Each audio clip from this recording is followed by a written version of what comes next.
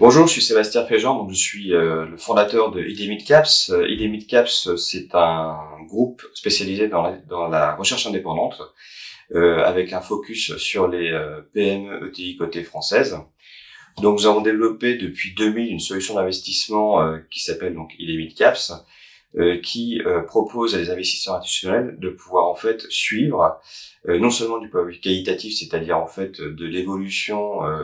de ce que les boîtes peuvent connaître comme grande tendance, mais également du point de vue quantitatif, c'est-à-dire comment ça se traduit dans les chiffres,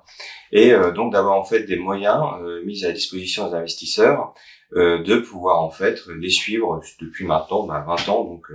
bientôt 3 cycles, et d'avoir évidemment la capacité de pouvoir interroger au travers de nos chiffres, encore une fois qui sont totalement indépendants, puisque le modèle économique n'est d'avoir aucun lien économique avec l'émetteur, donc de pouvoir interroger les entreprises par rapport à des événements qui sont passés, par rapport à des perspectives. On a l'habitude de dire que la première chose qu'on voit à nos clients sont nos pieds et nos oreilles, puisqu'il est très important de pouvoir suivre cette masse importante de sociétés qui représentent près de 600 entreprises en France. Donc on a une couverture qui est relativement large, et surtout on a un système d'information qui permet encore une fois à nos clients, qui sont majoritairement des sociétés de gestion indépendantes. On a malheureusement très peu de grands comptes, puisque nous avons été frappés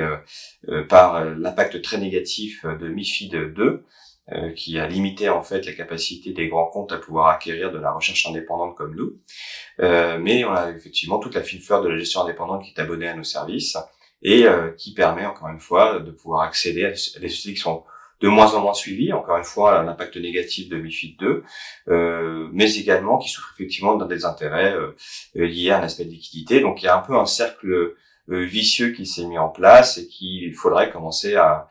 stopper, en tout cas à casser. Et donc il faut vraiment que on retrouve de l'investissement, que les investisseurs institutionnels se disent que pour créer un écosystème, il n'y a pas de grandes boîtes qui se créent spontanément. Vous avez toujours des petites boîtes qui deviennent des moyennes boîtes et qui deviennent ensuite parfois des grandes boîtes. Il y a aussi